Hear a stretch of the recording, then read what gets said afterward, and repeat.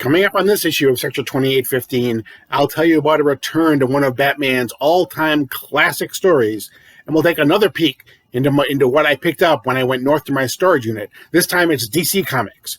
Coming up right after this.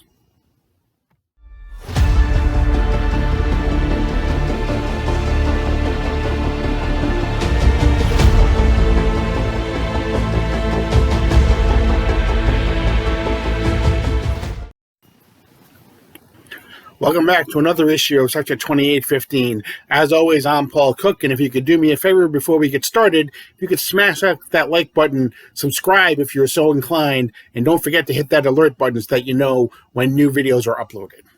We're going to get started real quick with a quick look at the news.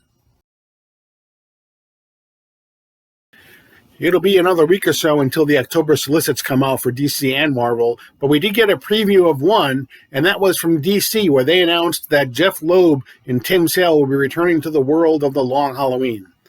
Their announcement said that a quarter century has passed since the release of the Eisner Award-winning Batman The Long Halloween from the creative team of writer Jeff Loeb and artist Tim Sale.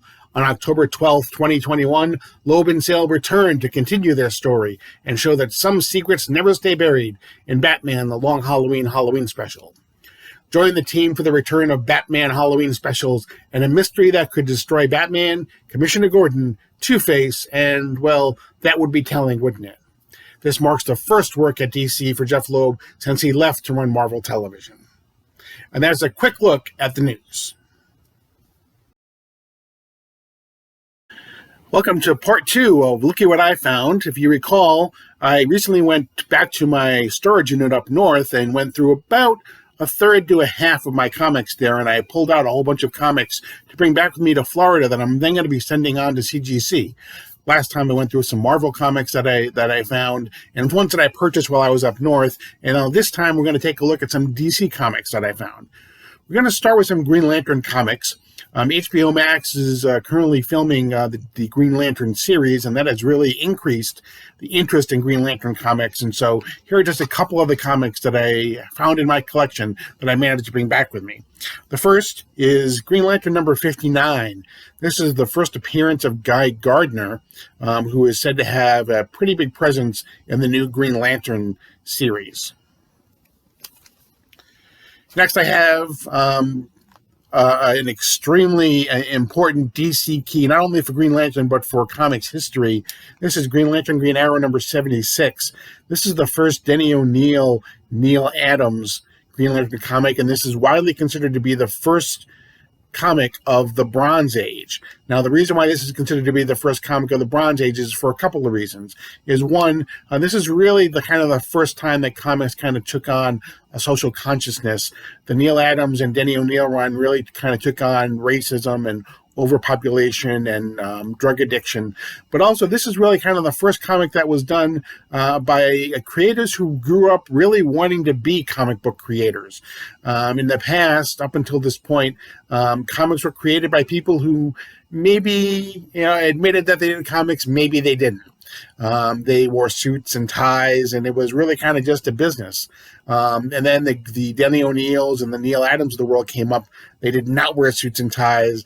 Many times they did not even, brush their hair. You see pictures of Denny O'Neil back in the late 60s, early 70s. He just has his disheveled look, but he really kind of brought social consciousness to the forefront of comics. And so this comic is considered to be the first comic of the Bronze Age. Continuing with Green Lantern, when I'm going to go on to Green Lantern number 87. This is the first appearance of John Stewart, and I have not one, but two issues of Green Lantern number 87. John Stewart has really come into prominence as an important figure in the Green Lantern mythos. He was the Green Lantern in the Justice League cartoon series, and it's rumored that he will be returning to some of the Arrowverse, possibly, and also he was rumored to be in the Justice League movie, but that ended up being the Martian Manhunter instead. But this is a comic that has really kind of taken off for good reason, because John Stewart is such an important part of the Green Lantern mythos. Continuing with Green Lantern, the last one I have is Green Lantern number 141. This is the first appearance of the Omega Men. People have theorized that if DC Comics ever wanted to do kind of a Guardian of the Galaxies movie, they could probably use the Omega Men. And so this is their first appearance from Green Lantern number 141. Other comics that I managed to pick up while I was up there, for those of you who have Netflix, you're going to soon see a Sandman series. This is Sandman number 1, the first appearance of Morpheus as Sandman. The casting has all been done for the Sandman series, and now filming is continuing. And I picked up a whole bunch of more Sandman that I'll probably be showing off in the future, but this is Sandman number 1. It's coming soon to Netflix.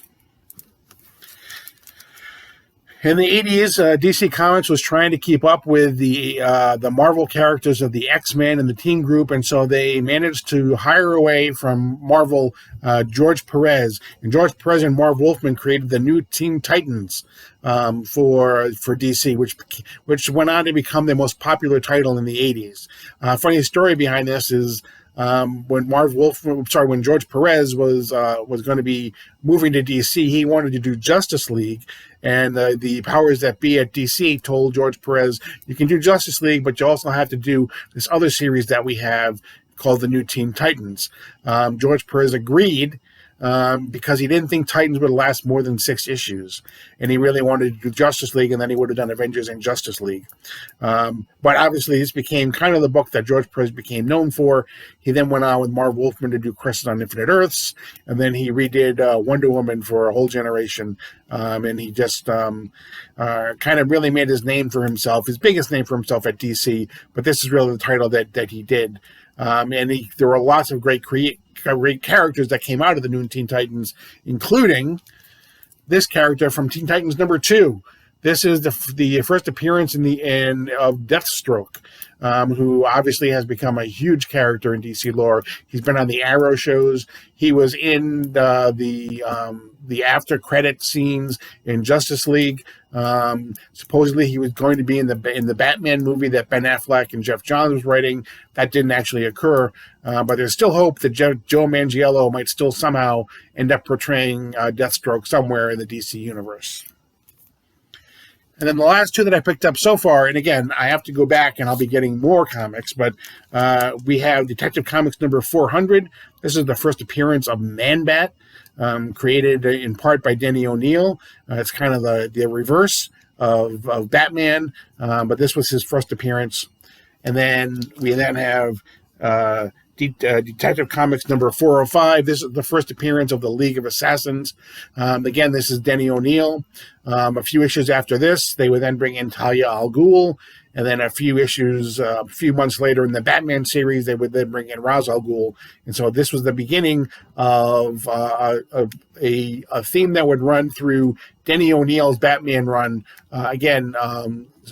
Social and ecological terrorism, and exactly what that meant for the world. So those are the comics that I managed to pick up from DC in my storage unit. Coming up in future issues, I'll have a special Star Wars edition of the comics that I picked up, and then I'll also do an indie one.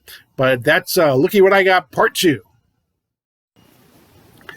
And that's it for this issue of Sector 2815. Again, as always, I'm Paul Cook. Don't forget to like, subscribe, and hit the alert button. And as always, thank you for joining us, and you're now leaving Sector 2815. We'll see you next time.